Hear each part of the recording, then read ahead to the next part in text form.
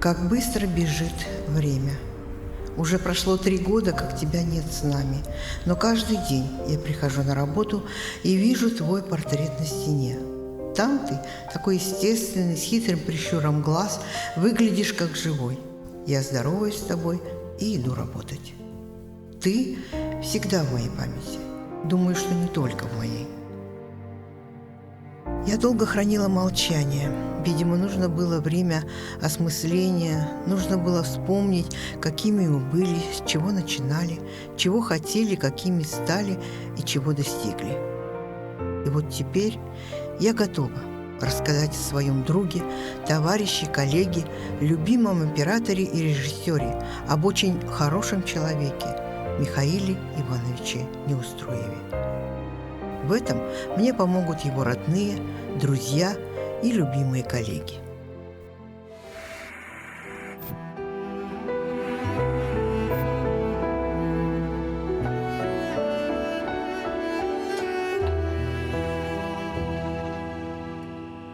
Жизнь и становление любого человека начинается с детства. Миша родился 27 декабря 1957 года в селе Танда Узялданского района большой многодетной семье Ивана Яковлевича Неустроева и Анастасии Милентьевны Крыловой. Миша баллағына бихе жекергенге самай кырабыт эте холобра. Мен баланы кенеттен бес эресел ағабын, болғынан баран Миша кырар дағына нырықты көрбітім, бөбейдәбітім, ұта кыз оғы баларын бұғытынан.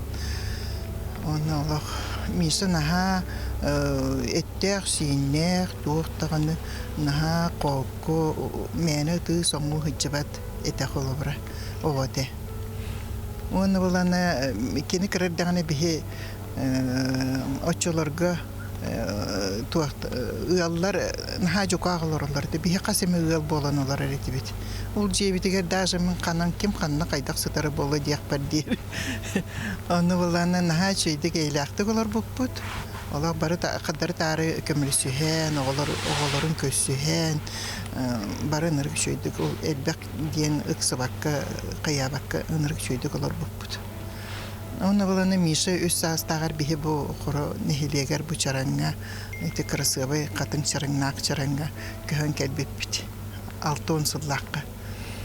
Онтан бұла Миша маны детсаққа ғыжыбыта, кенері бейі семьяттың кенері детсаққа ғыжыбыта, бейі детсақ тені білбәппе қолы бұра. Ғыжыбыта, оны бұланы ағыз кластағы сколаны манны бітер біте, онтан бұланы 11 клағы барауын ұсколатығар бітер біте. Оның бұланы кәндікеттен бірге өреметтерін күттіхін бір кәндікетті бессер, құру көссөллер, верелер, көтөллер ақан әті. Миша кәлдағаны қаяндағаны қайылыр, қорықы керен еме көссөллер ебететі, кәпсир әті Миша бейді. Мишатын бейді наға туақ үліхет, күстәқ, өз бұратылардан самай күстәқтері ден олаттар кәпсилері десіп. Оны боланы бігі ұруқ ебет линиетінен күстәқ сидер ден қос әхәләғы бейбіт. Сидер Дорофеевич Егоров ден кейі. Селаш сидер ден қағыққығын алақы бішәтті әбіттірі. Оның боланы манна бігі сөйләғі дақ бітіне сылайы тақсанды от-оттығын үлі баға болар. Постоянно көмілі әреді. Тұғынша 907-тен ортағылдақы бейе жейбіт кергене суық болан үс оғылақ әжейбіт оғдабыт олайы қабыта. Ағабыт болағына әжейбітігер оны Мишаны барын әжейгер доғыр бол көмілі соғыларын көрістен Мишаны оны үйіппіда. Оның болағына әжейбет боланы чоларға институты, қайыстатын институтығар лабораторияға өлелер еді.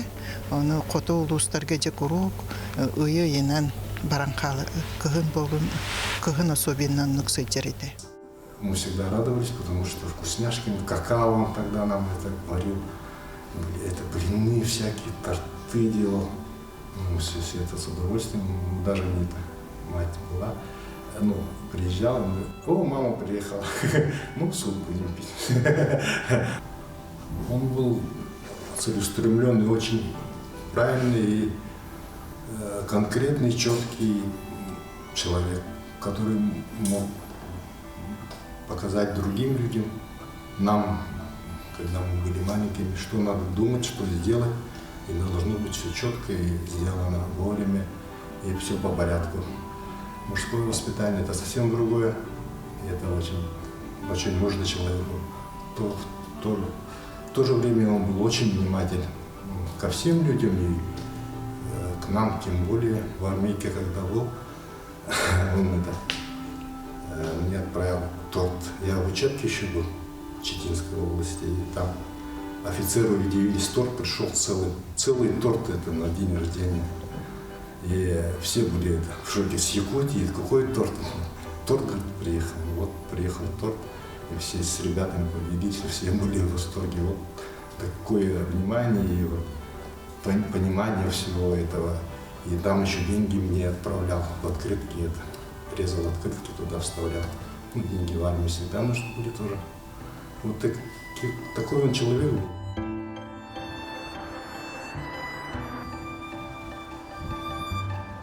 Как себя помню, Баймиссия, да, Сахалы, мы всегда ждали летом.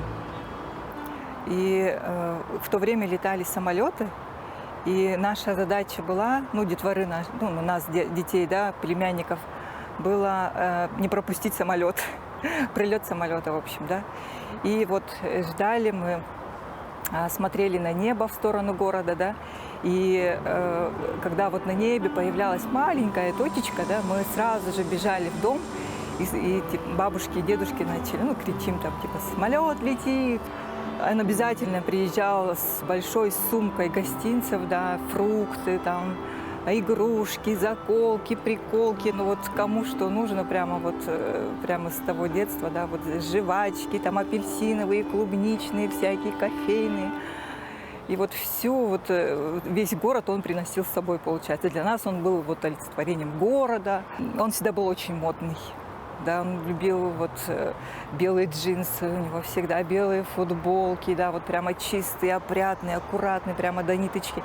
И мы даже порой боялись к нему подходить, да, то есть боялись прикоснуться, как бы не испачкать там. И, конечно же, еще он олицетворение, еще вот культуры, вот, да, то есть он то, что ездил в Москву все время, вот в разные города, да, вот по России ездил, да, ну, по работе. И тоже вот каждый раз приносил что-то новое, то есть он все это рассказывал нам, да, все это вот, то есть через него мы росли. Не просто вот, да, физически мы растем, он за нами только ухаживает, он нам много чего давал духовного, да, то есть для нас окно в другой мир – это Баймиссия, то есть наша Баймиссия в новом. Я помню, он очень мечтал иметь телевизор дома, да, тогда телевизоры только появились, ну, в городе, конечно, давно появились, а в деревне телевизоров не было. И он долго об этом мечтал.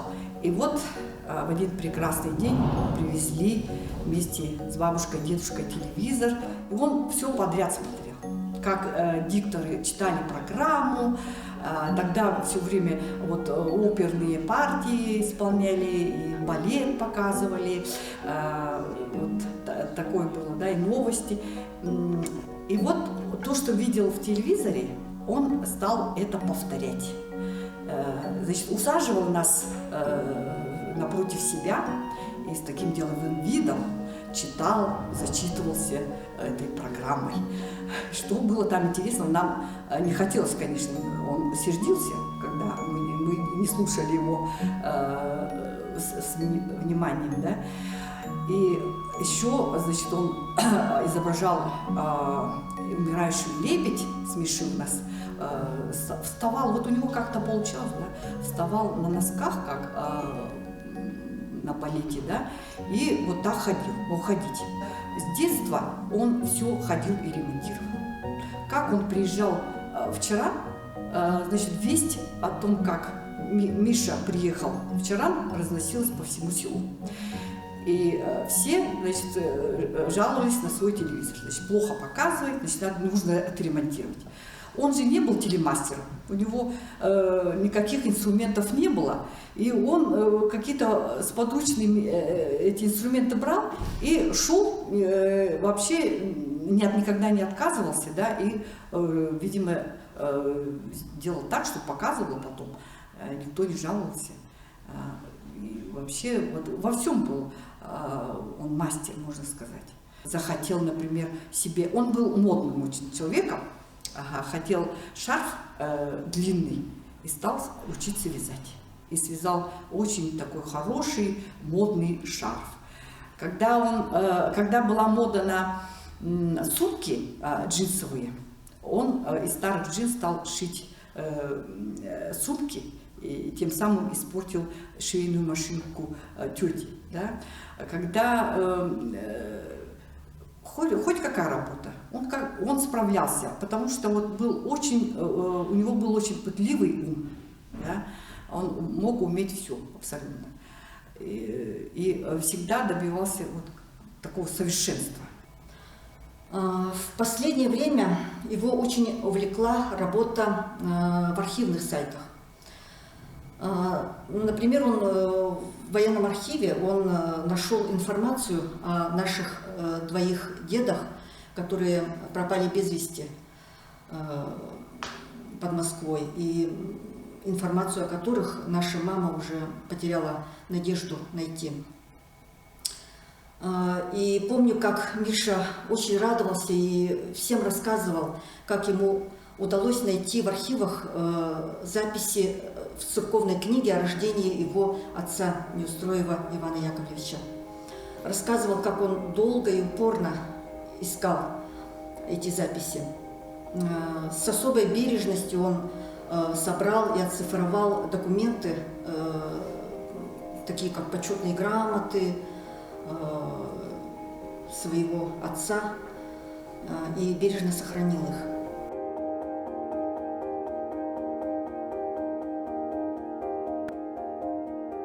Самое главное, конечно, мне запомнилось его отношение к бабушке.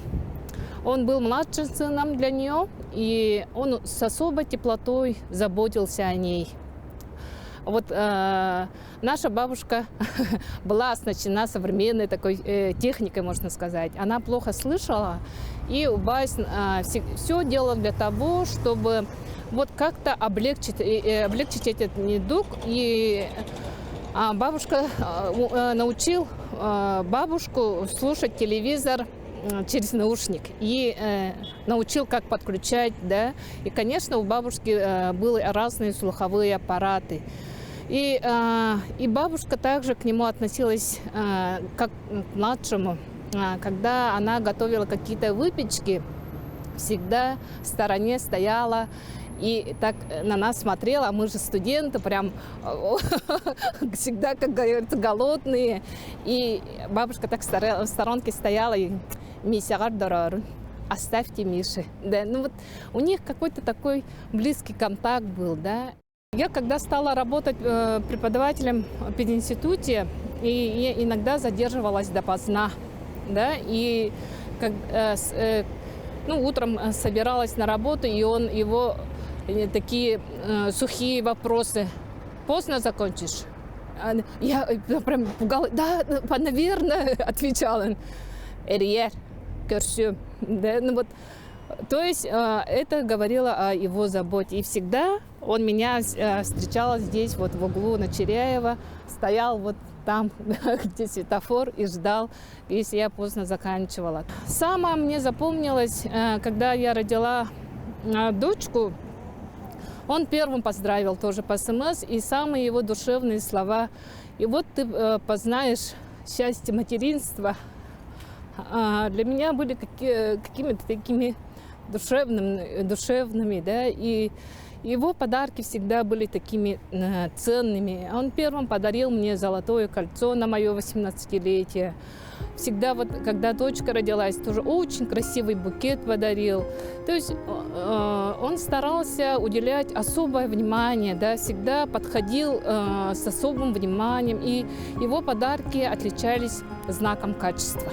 И вот 9 мая мы всегда встречались всей роднёй у него в квартире, и мы заранее готовились с ним. И у нас фоном всегда был включенным, стоял телевизор и новостные каналы, или же советские фильмы. Он своим примером привил мне Вот, ну и воспитал меня как ну, патриотические чувства, можно сказать.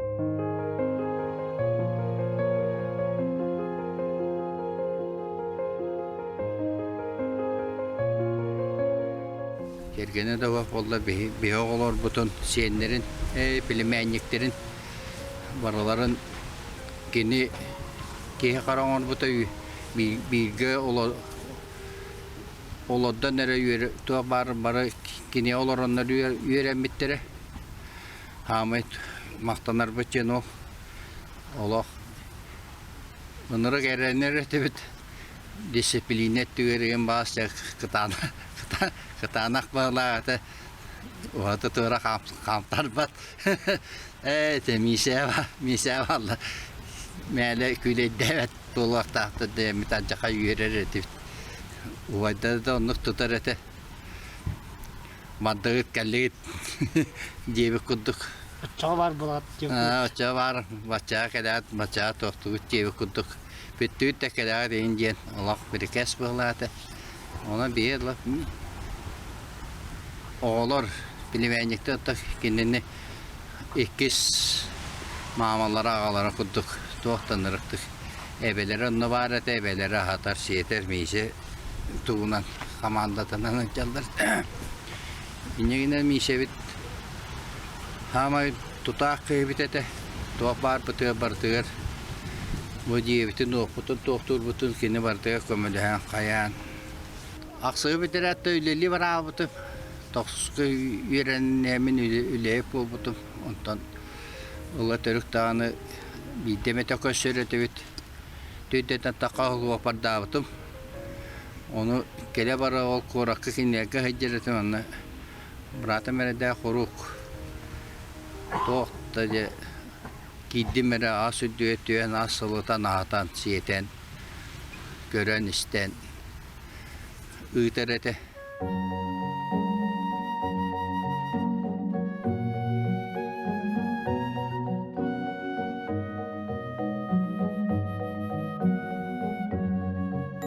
Михаил был редким профессионалом на телевидении, который прошел путь с самых начальных азов своей профессии. Впервые он пришел сюда в 1976 году. 19-летним юношей устроился установщиком декораций первого разряда. Далее в трудовой книжке последовательно виден его карьерный рост. Осветитель, ассистент телеоператора, телеоператор 3-й категории, телеоператор 2-й категории, телеоператор 1-й категории. Он прошел школу настоящего мастерства за все это время. Находился по ту сторону камеры, вбирал в себя знания, навыки, опыт, то, что передавали ему его старшие коллеги, аксакалы первого поколения профессионалов якутского телевидения.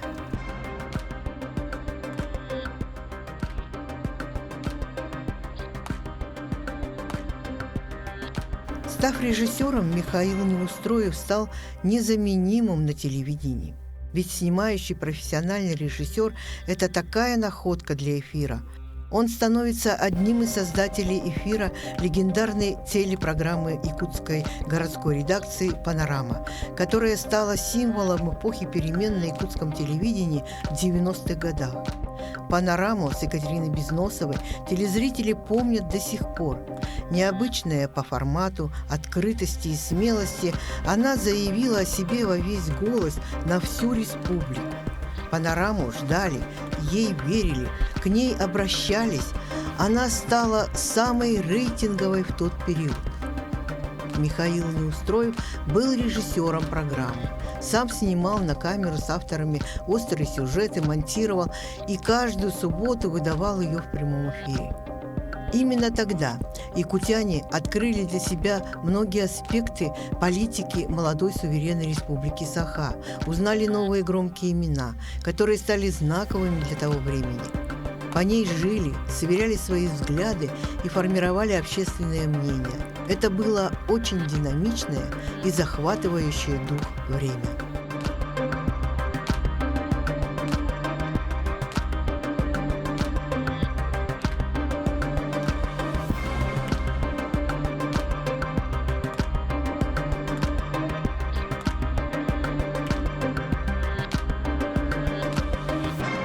Мне было тогда 21-22 года, да, я на Михаила Ивановича, на других Бонс, других наших профессионалов смотрел, разинув рот.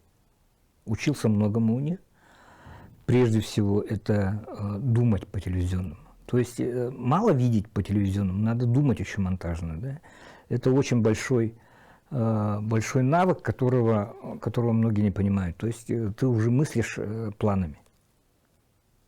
И я считаю, что очень спокойным, уверенным голосом мне впервые, по-моему, это сказал не тогдашнему режиссеру Мария Тарасовна Мясникова, да, а именно Михаил Иванович. Он был высокомобильным, высокоорганизованным, высокохудожественным оператором, режиссером монтажа. Вот это качество, высокомобильность, это очень ценилось. То есть он был очень легок на подъем. Можно было сразу, Любовь Владимировна зачастую грешила с этим, злоупотребляла своими, скажем так, хорошими отношениями с Михаилом Ивановичем и просто вот сажала его в машину, и они ехали куда-то. По пути, наверное, они все обсуждали и привозили буквально там через очень быстрое время очень качественный материал. Это и заслуга и журналиста, это заслуга и оператора и режиссера. У нас же это коллективный труд. Он сам по себе, по характеру человек же был такой скромненький. Ничем не, хотя он был профессионал, но он ничем не кичился, не ругался, не орал, как такой наставник, нормальный такой мужик. И с полуслова мы друг друга понимали, он сразу говорил, там такого характера музыка. Не просто музыка, а типа, ну вот, например, я хочу вот такую, ну, скрипичную, да?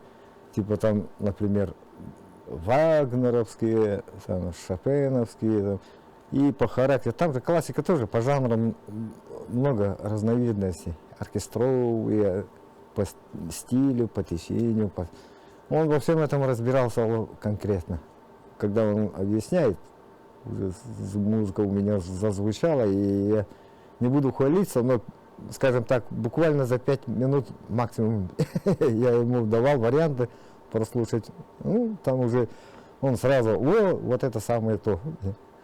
И вот, а там уже мое дело, с какого места брать, где завершить, как завершить, где по характеру музыку поставить.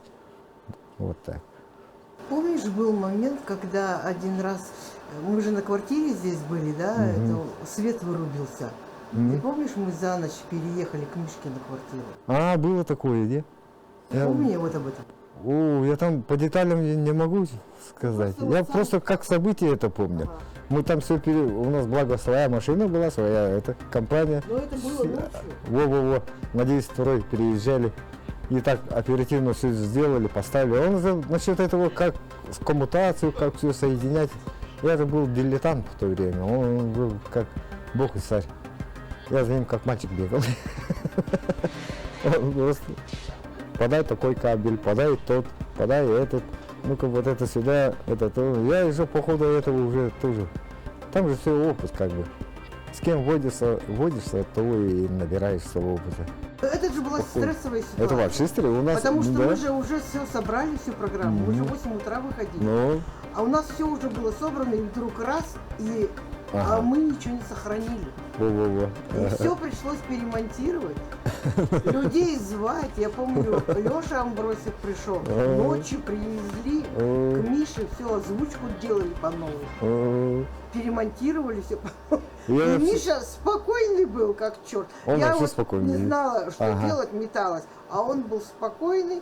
И поэтому как-то мы тоже все успокоились и переехали. И к 8 утра мы вышли в эфир. Самое главное. И я вообще очень благодарен судьбе, что я работал в то время вместе с вами, что вы меня приняли, тогда еще молодого лопуха, скажем так, не понимающего, что к чему.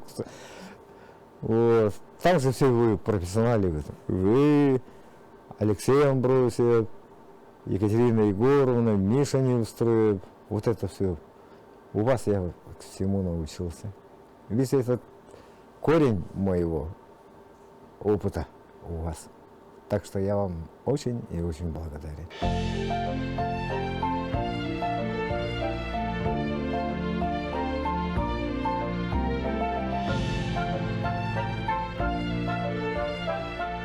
В 98 году нас сблизил канал «Хату».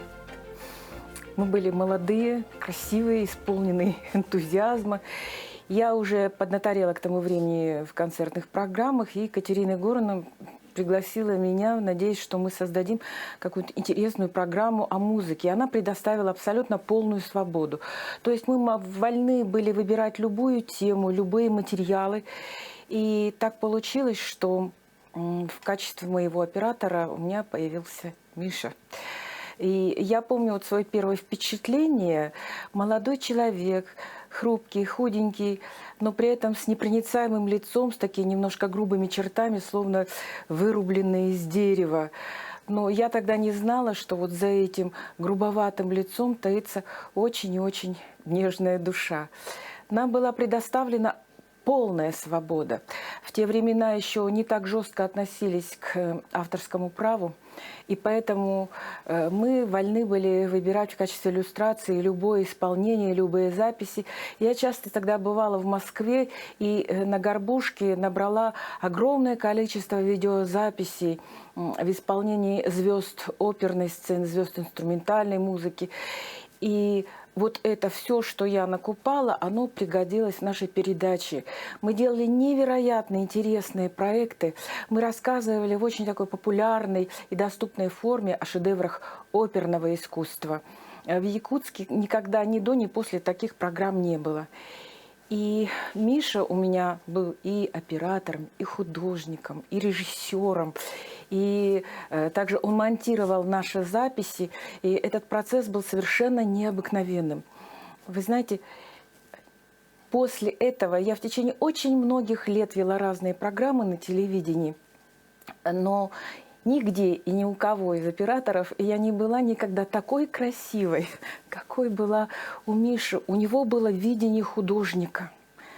Он очень долго выбирал место, где снимать. А снимали мы вот буквально на коленке, у нас не было студии. Это могли быть узкие коридоры, какие-то кабинеты захламленные. Это мог быть зал зрительный оперного театра. То есть где угодно мы могли снимать эти программы. И он очень тщательно относился к тому, чтобы картинка была красивой. Я помню, однажды у нас вообще была безвыходная ситуация. Для съемок у нас была только кухня телеканала «Хату». Мы размещались в маленькой квартирке.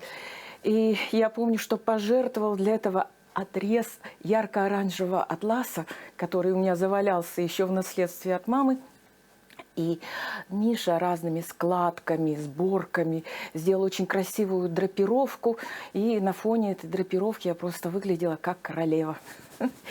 И он очень тщательно относился к разного рода планам. Все снималось одной камерой. Он был единственным оператором, но передачи мы делали такой красоты, вот, которой не удавалось добиться уже в более поздние годы, с целой студией, с армией операторов. Он относился к своей работе не как вот человек, которому просто нужно что-то отснять. Миша в душе был очень тонкий художник. И он очень тонко воспринимал искусство и тонко воспринимал музыку. И о чем я более всего на свете сожалею, о том, что эти записи не сохранились. Времена были тяжелые, пленки были на вес золота. И пустив в эфир одну программу, эту пленку стирали, на нее записывали что-то другое. Не сохранилось ни одной передачи. У меня сердце до сих пор болит вот за этот факт. С 1993 года, когда начал расширяться эфир якутского телевидения, Миша, как всегда, был одним из первых на волне перемен. Он начал работать в новаторской по духу дирекции внешних связей. Тогда республика стала расширять свои международные и региональные связи. Миша делал и выдавал в эфир весьма смелые и амбициозные программы. Много ездил в командировки по республике, по стране и за рубеж. Внедрил много нового в своей работе.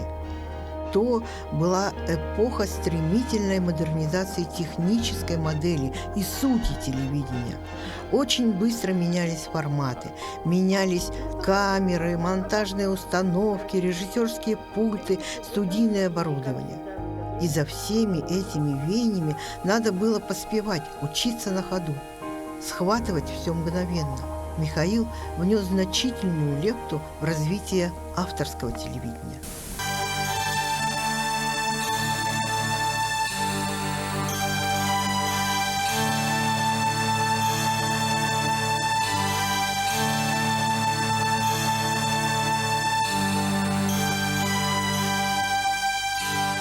Это время, когда Михаил работал с Мироновой Еленой Степановной.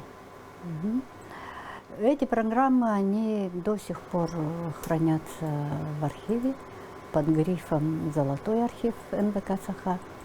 Они снимали очень известных в свое время общественных деятелей, писателей, деятелей культуры. И как говорила, как вспоминала тогда Елена Степановна, на самом деле этот проект не состоялся бы, если бы не Миша. Да, потому что он был не только оператором, он выступал в качестве режиссера. И как вот он видел, да, как он раскрывал этих героев, как он умел работать с камерой, как он умел работать со звуком, со светом. Мы ведь в основном вспоминаем чаще всего ведущих, да, тех, которые в кадре, а те, которые за кадром, те, от которых на самом деле зависит результат работы, о них мы не всегда говорим. А вот Миша был именно тем человеком, от результата работы которого, собственно говоря, и зависел успех самого проекта. И мне кажется, что ценность этих работ, она с годами только увеличивается.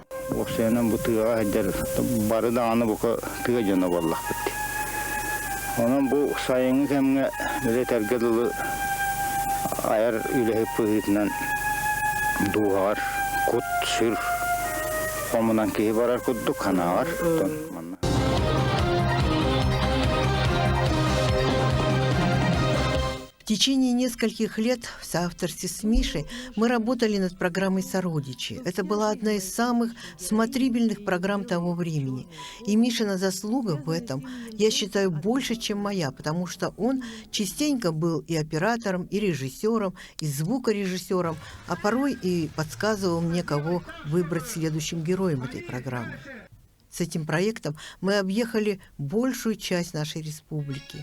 Героями становились огромное количество людей разных национальностей, традиций и культур.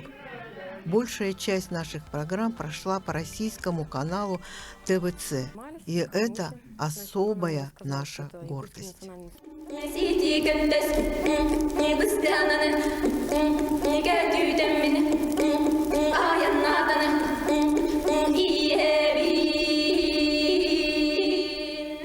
Затем на НВК Саха создается уникальная огромная сеть улусных местных телестудий, дирекция по работе с филиалами.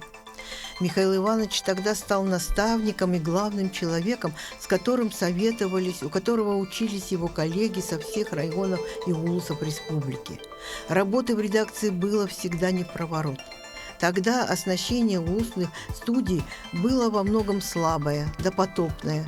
Чтобы выдавать в эфир всю палитру событий со всех уголков республики, нужно было перелопатить огромное количество исходного материала, зачастую на пленке ВХС, отформатировать, смонтировать, озвучить и выдать в эфир.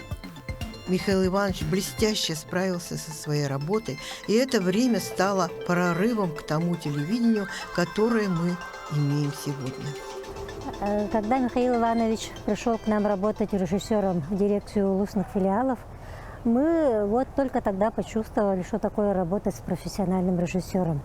Мы почувствовали заботу и заинтересованность его стороны. Потому что ему было интересно все, и люди, которых мы снимали, и темы, которые мы освещали, да. Ему было это все очень интересно, и он живо прямо так на это реагировал. Он мог спокойно перемонтировать наши материалы, что ему не нравилось, и сделать из наших сюжетов конфетку в чистом виде. Он мог... В последнее время мы даже до такой степени обнаглели, что мы отправляли ему сырой материал и говорили: Миша, ну давай ты сам смонтируй и музыку подбери. Мы даже перестали подбирать музыку к своим передачам, потому что надеялись на него. И он очень тонко чувствовал тему, какую музыку можно подобрать, что можно туда подключить. В то время выходила программа «Дойдум Барахсан», которая стала очень популярной в республике. И мы все отправляли туда свои сюжеты об интересных людях, о каком-то интересном мероприятии. И вот Михаил Иванович, собственно, сам своей рукой вот это все монтировал. Он был режиссером не только монтажа, он все был режиссером и в студии, да, сидел сам за пультом, все там сам оформлял, делал все эти шапки, отбивки, титры, все это он сам делал. Ни на кого не надеялся и делал очень тонко, очень красиво. Он вообще любил красоту, он любил, чтобы все было красиво всегда. Он был, можно сказать, таким эстетом, да? Даже когда он делал ремонт у себя дома на кухне, он сперва же поклеил белую плитку, а потом до середины дошли, ему это не понравилось, он это все убрал и купил новую красную плитку и сказал, это вот больше мне подходит. Вот до такой степени вот ему было важно, чтобы все смотрелось гармонично и красиво. Потом, когда он стал работать уже в службе информации, он также вообще не переставал ни на минуту, ни на день общаться с улусами. Он всегда, когда бы я ни заходила, он всегда сидел и смотрел улусные сюжеты. Вот чего сейчас не хватает нашим режиссерам, я думаю, что вот этого как раз и не хватает. Потому что он сам все смотрел, он знал всех операторов наизусть улусных, кто хорошо работает, кто хорошо снимает, на кого можно надеяться, кому можно заказать какой-то материал.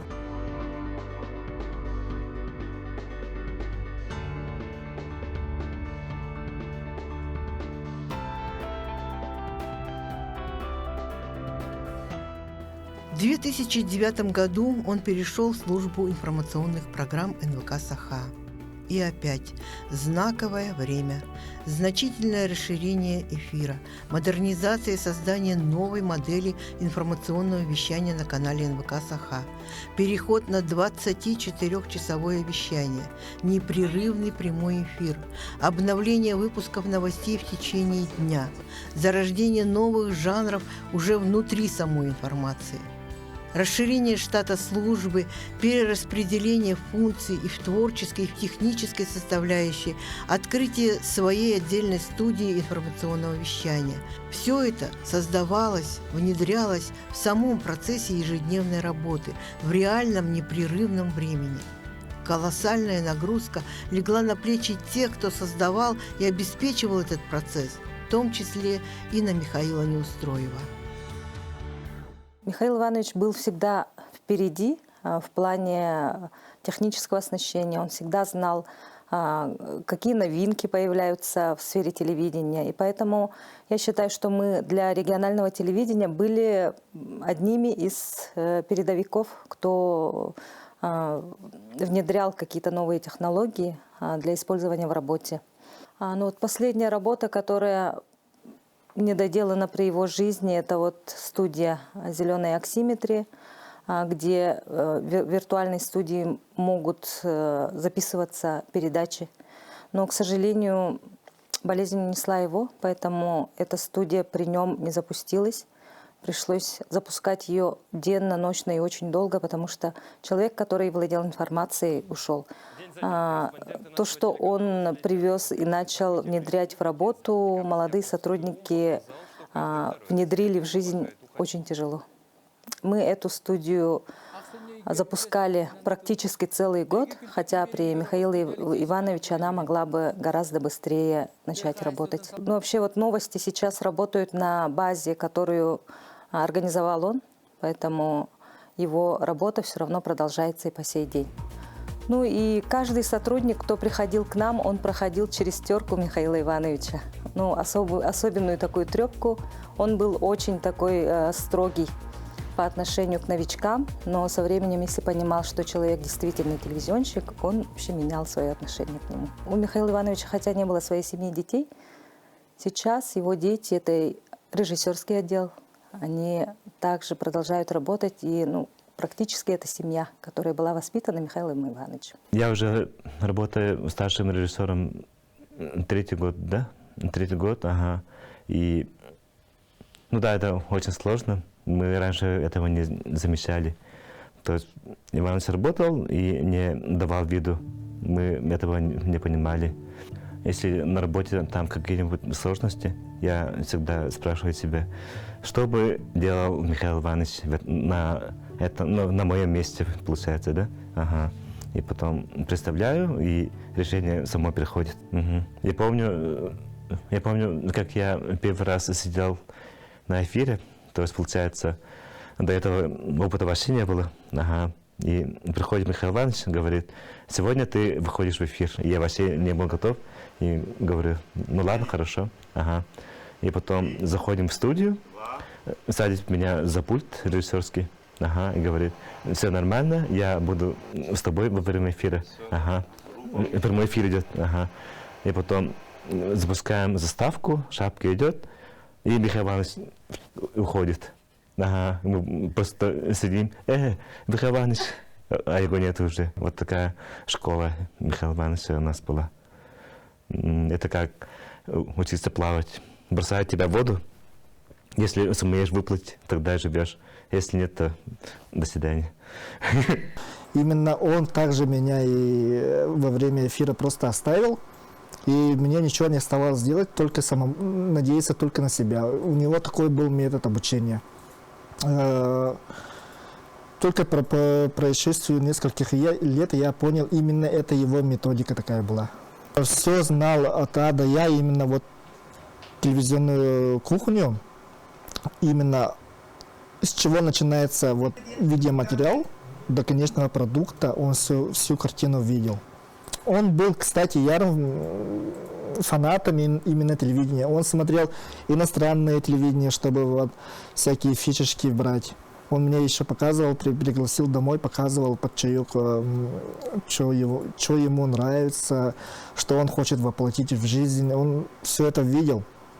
И виртуальная студия, кстати, он мне показывал, как за рубежом такое делали. И, кстати, у нас в России таких мало, очень мало. Это тоже его заслуга. И местами он иногда рассказывал свои веселые истории, как он ходил в командировки в молодые годы, в свои годы. Там всякие приключения попадал, как он из этого выходил, что сделали, какие камеры, там все такое было дело. И тем самым он нам объяснял, говорил, можно сказать, доказывал, что любая работа выполнима. Отчет правительства такое, да, это строго люди в костюмах, да, это дипломатия, все такое, а он это так легко, вот так в кадрах показывал так легко, чтобы даже понимал любой человек.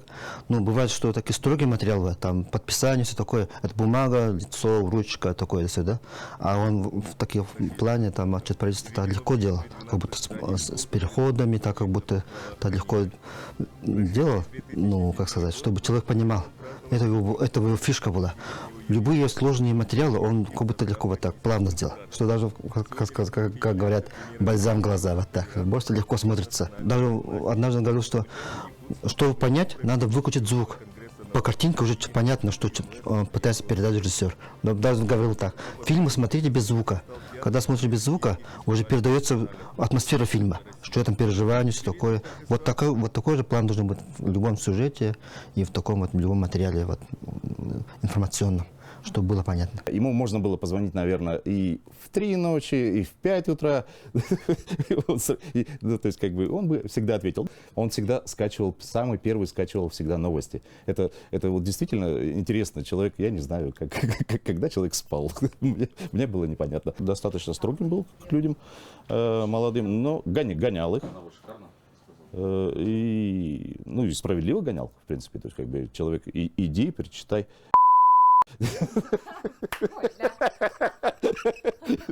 Извините. Да, бумагой по столу стучал, говорит, иди, перечитывай. Вот, ну, в принципе, и по делу перечитывай, не просто так. То есть, как бы, где-то ошибки, ну, прямо вот видно, слышно, что это ошибка, ну, то есть, как бы, визуальная или на слух. И, ну, естественно, он заставлял перечитывать, ну, то есть, он был очень скрупулезно подходил к своей работе, и, ну, то есть, как бы, я считаю, что отличный руководитель был.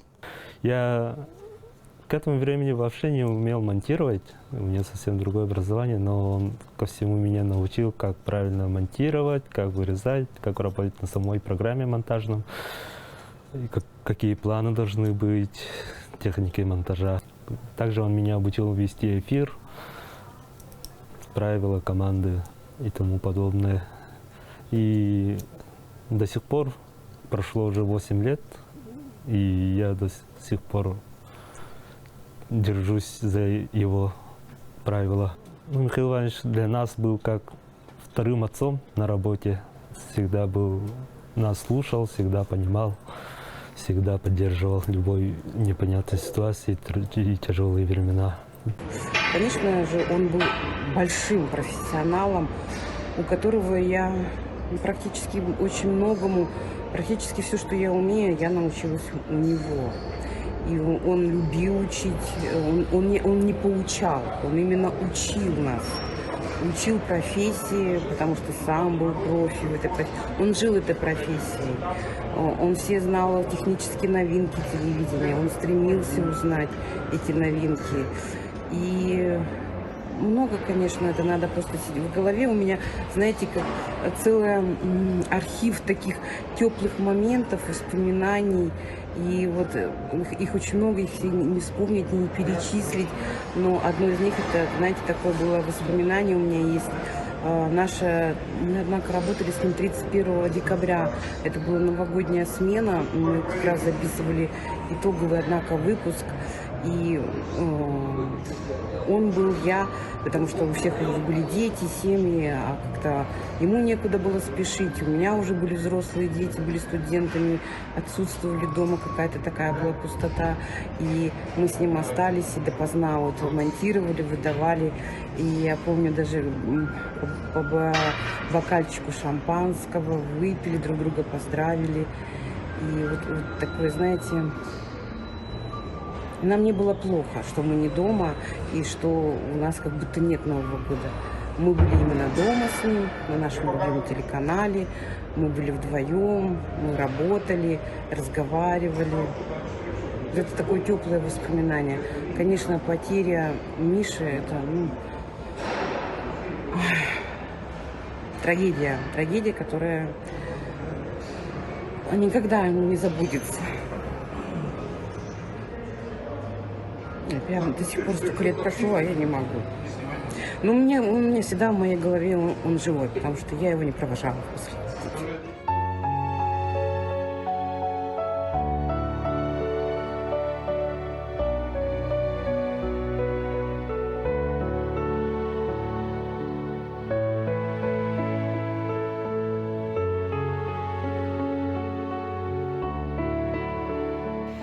Когда я перевелась в 2008 году из детской редакции в информационную службу Сахасрия Якутия, тогда был режиссером Михаил Иванович и сразу же взял под свою опеку. Конечно же, мы ничего не знали, ни правил монтажа, ни вообще ни озвучки. И с того момента, с тех пор, мы уже знаем, будь хоть там «Премьер», будь хоть «Синеджи», вот сейчас наша действующая программа, мы уже знали, как монтировать. То есть это была база, скажем так. Поэтому я очень благодарна Михаилу Ивановичу за то, что он научил видеть кадр и как строить, как компоновать эти кадры и как в целом смонтировать сюжет. Если ему понравилось, было сразу видно по лицу то, что мы там правильно сделали, скомпоновали. И последний жест – это вот щелчок. Средним пальцем щелчок. Такой, ну, одобрительный такой жест. И кроме этого у нас так сложилось, что мы, любители биатлона, скомпоновались в одну WhatsApp-группу. И в то время, когда не было никаких запретов, никаких санкций, в общем, и Кубки мира, чемпионаты мира, естественно, Олимпийские игры, везде участвовали наши российские спортсмены, биатлонисты. И мы за них вот просто яростно за них болели. И последний этап всегда проходил очень напряженно. И мы всей группой, там всякие ура и так далее. В общем, таких эмоций, да, даже вот в печатном виде было очень много. И за все это время, за все эти годы он интересовался многим. И если даже какие-то мероприятия, соревнования происходили вне республики, да, это будь по России, будь по миру, если была какая-нибудь трансляция, он все это находил. И на утро, это же надо, да, вот всю ночь сидеть, мониторить, контролировать, потому что у нас часовой пояс, как вы знаете, большой часовой пояс. И все это происходило, конечно же, в ночное время. И он не спал, всегда вот следил за всем, что происходит. И на утро уже какой-то материал отправлял на почту. То есть у нас на завтрашний был уже такой инфоповод, уже не только там отбивались, скажем, фотографиями, да, но и были захвачены видеофайлы Михаила Ивановича. И это очень спасало наш эфир много-много раз.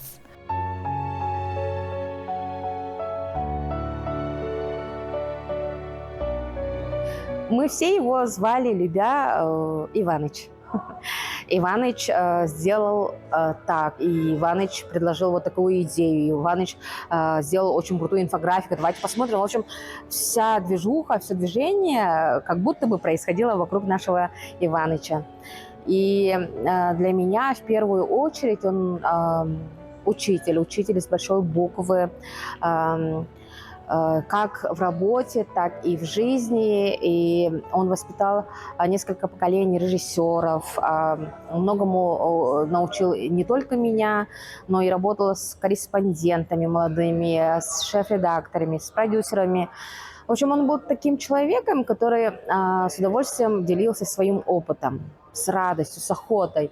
У него был колоссальный опыт, и вот этим он и делился с молодежью. Поэтому я всегда вспоминаю с большой любовью и с благодарностью нашего Михаила Ивановича дорогого. Однажды, я точно не помню, какой это был год, но был очень сильный паводок, и меня с Михаилом Ивановичем отправили в командировку по пострадавшим от паводка населенным пунктам. Мы были в эпицентре, мы снимали, как спасали скот, как спасали целые хозяйства, как происходила эвакуация и как после этого восстанавливали населенные пункты. И я была совсем молодым корреспондентом, а Михаил Иванович, как опытный оператор, как режиссер, как технически подкованный специалист, он был ответственным за то, чтобы доставить наши репортажи до главной редакции новостей в Якутск, чтобы нас показали в вечерних выпусках в прайм-тайм. Тогда интернет не был особо так сильно развит, не было такого понятия, как блогерство, естественно, не было никаких социальных сетей. И уже тогда Михаил Иванович говорил, что в ближайшем будущем будут востребованы такие специалисты, такие люди, которые сами себя снимают и вещают со всех уголков мира. Они не будут зависеть от монтажеров, от операторов, от режиссеров. То есть они будут мобильными и сами все это будут делать. То есть тогда еще понятия блогерства не было. И он еще мне тогда говорил: Ты вот, например, маленькая, хрупкая девушка. Я тогда действительно была маленькая и хрупкая, не смотрите на меня сейчас. И он говорил, вот ты с маленькой камерой можешь быстренько пройти через толпу и, например, снять какой-то эксклюзив. А человек с большой камерой, с большим штативом, большой оператор, пока он пройдет через эту толпу, он может пропустить этот эксклюзив, и у него этого не будет. Вот это время настало, и сейчас, например, блогерство процветает. Вот таким он был, Михаил Иванович, человек, который видел будущее.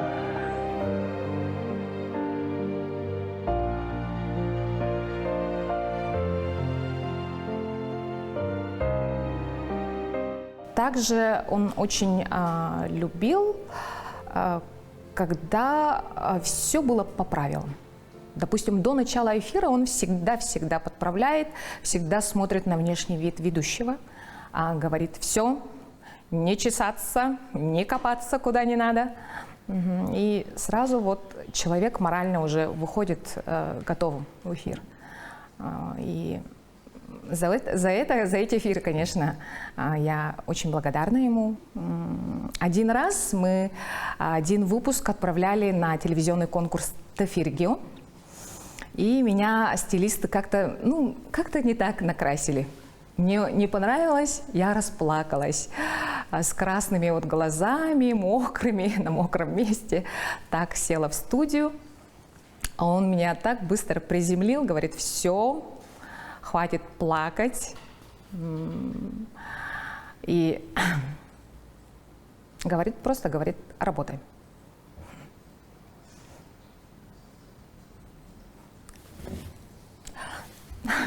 Пришлось быстро приземлиться и отработать. Он знал все мировые новости, также знал все ноу-хау своих коллег зарубежных, как они снимают свои передачи, какие новостные у них выпуски, какие студии, какие оформления. И все это нам показывал. Некоторые их фишки даже мы внедряли в работу. Так он делал обмен опытами, получается. Ну, он, конечно, в работе был тоже трепетно относился, требовательный был, замечания какие-то давал, но, тем не менее, он оказался очень добрым, справедливым и очень смешным человеком. Такой момент был, серьезный эфир, по-моему, Туган, передача, общественно-политическая программа, и мы разговаривали там... Про итоги выборов. Про итоги выборов, да, действительно, про итоги выборов. И как раз-таки он тут где-то в аппаратной от чего-то испугался, и он тут слово, озвучил, а я тут, у меня выход, и тут все слышно, и я начинаю уже смеяться. Оказывается, вот заместитель председателя ЦИКа сидит, говорит член избирательной комиссии, и вот, и пошло, и поехало, все люди, я начал смеяться, еле-еле остановился во время эфира. Ну, такой момент был, но никто не знает, от чего на самом-то деле смеялся, да, даже я не слышал, что там такие слова произнесли, да. Я благодарен сейчас Михаилу Ивановичу, вот, когда меня назначили директором, он тоже как бы все время, шутя любя, какие отдельные советы давал. Но иногда в местах, вот моментах я вспоминаешь: кстати, Михаил Иванович так сказал, Михаил Иванович именно таким образом он видел. Михаил Иванович был очень продвинутым, можно сказать, да, продвинутым, чем мы. Потому что мы были как бы намного моложе, но мы не знали вот такие вот новые оборудования, техники, где скачать фильм, где скачать материалы, которые даже вот центральный канал не могут взять, например, контента президента, например, да, вот такие материалы он всегда дома скачивал. Он, да, вот, такие вот платформы, как Netflix, например, мы тогда еще не знали, он первым нам показал. Можно там скачать, оказывается, фильмы, смотреть фильмы, интересные сериалы, да, вот поэтому он был таким продвинутым и впереди всей планеты, да. И самое главное, вот сейчас не знаю, кто так делает, наверное, уже никто так не делает. Вот сегодня ночью по московскому времени идет какое-то типа инаугурация президента или какое-то событие большое, да, политическое, с утра у нас обязательно бывают какие кадры. Эксклюзивные кадры, даже опережая все страну, мы показывали такие новости политические, огромные, большие, ну, крупные мероприятия. Михаил Иванович хоть и ночью, хоть и из других регионов и из других стран находил такие картинки. Наверное, сейчас никто так не делает. Но и не будет делать, потому что Михаил Иванович, ну, сам он такой был человек. Один раз был случай, когда он режиссер, новая ведущая, короткое время, только недавно вышла в эфир, можно так сказать. Да? У нас очень много переводов с русского на якутский. И телеведущая не справилась, можно так сказать, да? Медленно переводила. Он так вот взял, оставалось 10 минут до эфира и несколько не переведенных текстов. Он вот так ее взял, пересадил, сам сел, все быстренько написал, весь текст ее, можно так сказать, да. Она пошла в студию, а он сел за пульт, и вот так вот выдали эфир. Так что он и умел писать тексты. Ну, Миша для меня это был самый главный критик нашего утра, потому что он очень рано просыпается, я рано просыпаюсь. И то, что вы начинали день с переписки, с того, что обсуждали наши эфиры, с нашей работы, это вот так и было. И он самый ранний наш зритель был, и все недочеты замечал, все успехи замечал, всегда он это отмечал. И поэтому Миши мне на самом деле очень не хватает, потому что не с кем поделиться, спросить чьего-то мнения, да, именно такого профессионального.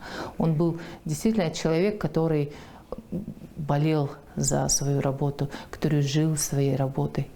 И таких, наверное, людей сейчас очень мало.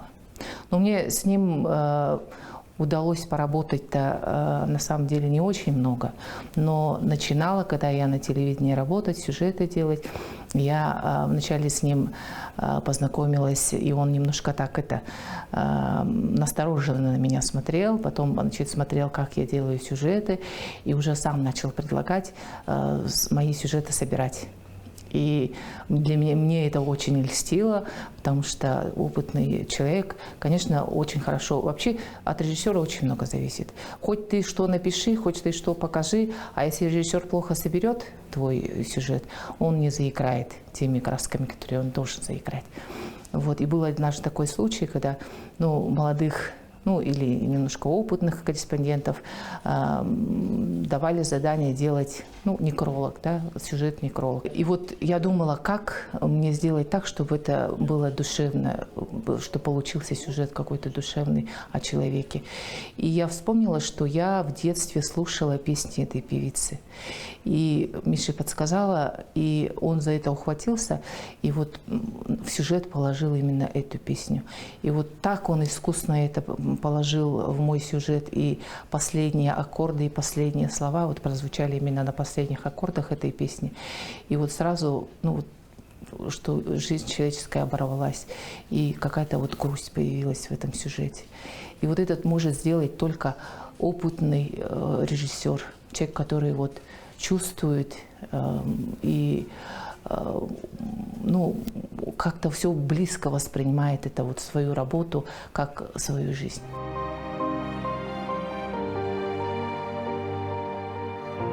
Миша был художником по своей натуре, философом, вдумчивым и внимательным собеседником. Высоко ценил человеческие отношения, понимал и ценил юмор, был добрым и открытым другом, который всегда придет на помощь. Я не чувствовала разницы в возрасте, да? Потому что он был любым. Со стариком как старик, с молодыми как молодой. Да? У него не было такой градации, не было такого барьера возрастного. Да? Он общался с любым. Ага. Он был очень такой всеядный, он очень любил все новое, модное. Все гаджеты, например, да, у него были первыми, передовыми. Все телевизор, если, то обязательно IP, смарт, большой. Если было бы 3D, у него точно было бы, например. Если пылесос, появился моющий пылесос, то первым с редакции обязательно у него должно быть.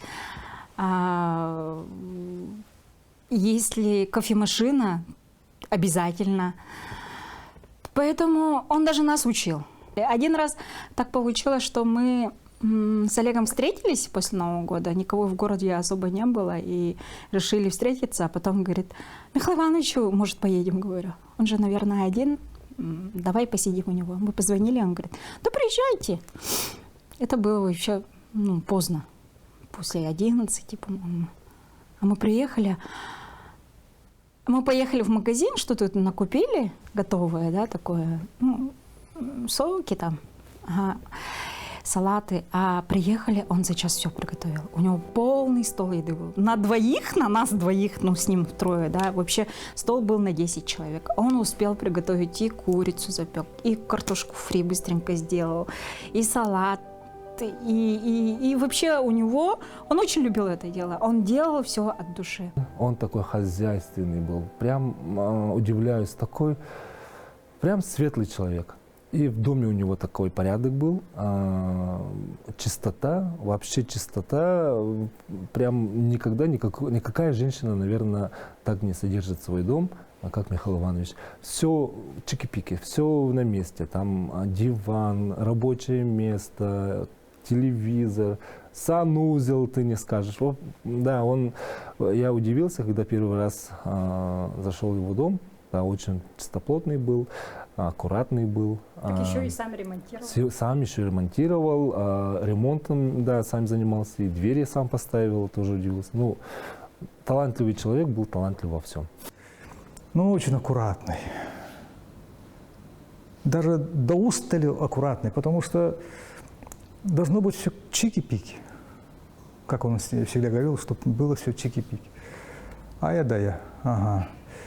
И с ним я учился ставить свет в студии. Он говорил, вот контровой, направляющие, рисующие, и т.д. и т.п. Мы снимали свадьбы, мы снимали юбилеи, мы вместе иногда, бывало так, что мы с 2 камер работали. А еще однажды было, что мы в ЗАГСе делали такую услугу, что я снимал, а он внизу делал, монтировал. И сразу же, как горячие пирожки, мы это дело продавали. Вот такое это было, да. Это мы делали очень быстро. Так как он профессионал своего дела, он делал очень быстро. Аккуратно, быстро. И еще одно, да. То есть он относился к технике, Миша относился к технике очень, уважительно. То есть он почти что с камерой, с монтажкой, он чуть ли не разговаривал. А оказывается, он в свое время делал такие письма, то есть у себя дома записывал на магнитную ленту, то есть и своих племянников заставлял, то есть, аудиописьма. Лёва, представляешь, да? То есть если мы писали письма, да, он делал на магнитной ленте, записывал их голоса, и как письма он отправлял почтой. И когда он, даже тогда, когда он еще не был режиссером, и он не работал на НВК, он все-таки у него было это к технике, отношение к технике. А один раз он привез мне яйцо. Обычно продают же такое православное яйцо, христианское, да, с крестом. Такие бывают в церквях. И он говорит: говорит, я был в Москве, и тебе. Я говорю: ой, спасибо. Я думала, там Москва, а я смотрю, там не Москва, там церковь какая-то. И говорит: я сходил в церковь имени Святого Спиридона, говорит. Ага. А сын мой Спиридон. Святой Спиридон, оказывается, помогает обрести дом. А я в то время, у нас квартиры, собственно, не было. И я такая взяла и говорю: ой, спасибо большое, и положила на самое видное место. Вот так до сих пор стоит, я стираю пылинки, и квартира, естественно, появилась, да, дом появился. Я все вспоминаю. Настолько он, ну, как сказать, ну, близко, наверное, да, воспринимал нас, да, и считал близкими людьми, что сходил, нашел и даже узнал, что, наверное, заранее зачитал, что означает это имя, знал, наверное, церковь, и уже целенаправленно туда пошел, скорее всего. Вот он такой, Михаил Иванович. Ну вот Миша, он очень был перфекционист до мозга костей вообще во всем. И в отношении к своей работе, и в быту, ну и, как ни странно будет звучать, к своему здоровью. Вот наша последняя переписка, его последние дни из больницы, она все-таки как-то, наверное, обнадеживала и успокаивала. Казалось, что, ну, наверное, он выкарабкается, наверное, все обойдется. Ну вот, к несчастью, не обошлось. И буквально через несколько дней я поняла, я осознала, что я потеряла очень верного, благородного друга, советчика, наверное, человека, который понимал и принимал меня такую, какая я есть. Вот я думаю, что вот это глубокое понимание природы другого человека, это рождено чувством сопереживания, вот этим особым даром, которым Миша, конечно же, обладал. Поэтому к нему тянулись буквально все люди, кто находился рядом, и особенно молодые коллеги. Это было прямо удивительно, и было очень интересно наблюдать, как он трепетно, трогательно так относился к своим молодым коллегам, опекал их и очень радовался их успехам, и даже ими гордился. Вот прям гордился, действительно.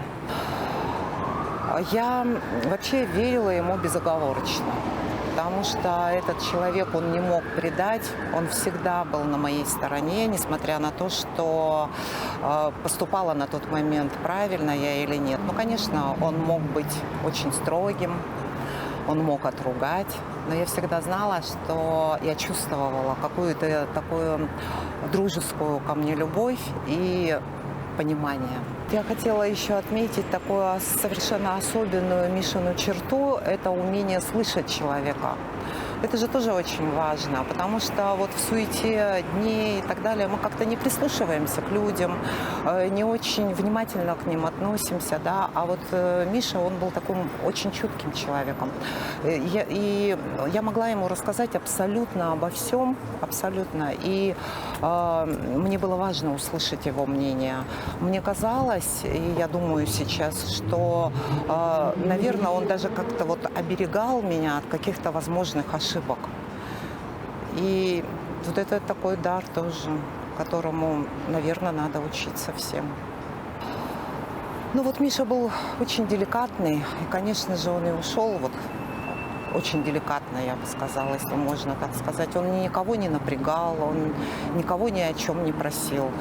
И чем дальше, тем почему-то я чаще его вспоминаю. И думаю, что я, наверное, могу считать себя счастливым человеком, если в моем окружении большую часть моей жизни был вот Миша, человек совершенно удивительной, тонкой и нежной души.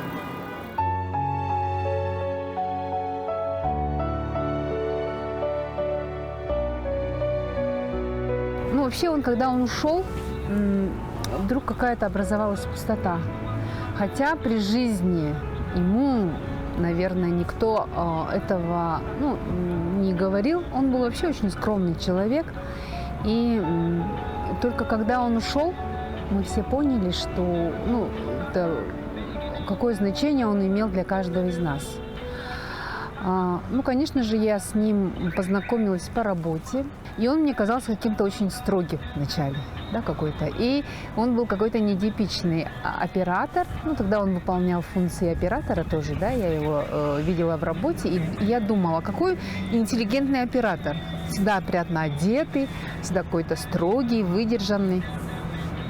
А потом, когда мы с ним стали вместе работать в новостях, и потом еще и в редакции, мы делали с ним программы, он оказался очень милым, очень добрым, очень душевным человеком. Вообще человеком редких качеств человеческих.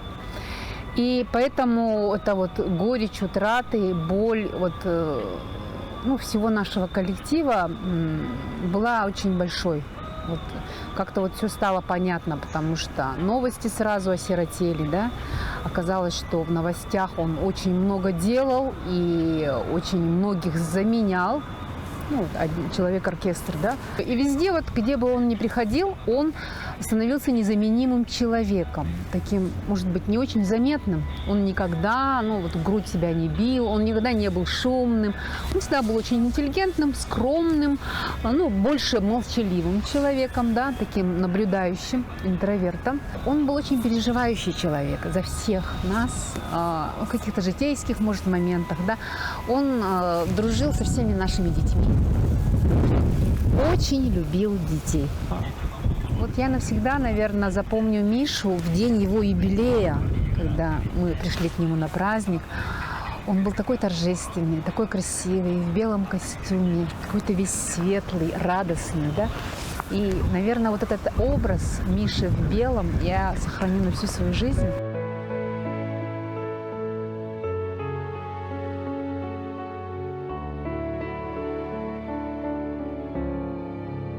Когда иногда говорят, что незаменимых людей нет, но мне кажется, вот это не очень правильное наверняка утверждение, потому что вот такие люди, как Миша, такие люди, как Михаил Иванович Неустроев, это люди, которые действительно незаменимы. Ну, просто вот сегодня Мишу неким заменить.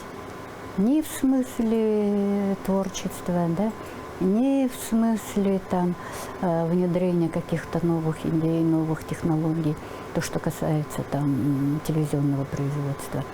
Ну и, конечно, в смысле человеческом, поскольку мы же с ним очень долгое время вместе работали. И просто вот там, где был Миша, там, по большому счету, огромная пустота, и заполнить ее практически ничем невозможно. Никем и ничем невозможно.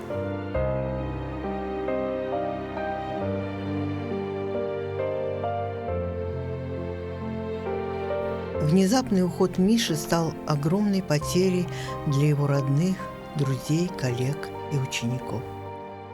Михаил Иванович Неустроев сделал очень много для развития национальной вещательной компании «Саха», внес огромный вклад и свою лепту в телевизионную журналистику и в информационное вещание Якутии. Память о нем будет долго жить в сердцах каждого из нас, в его прекрасных работах, которые навсегда остались в архиве родного для него якутского телевидения.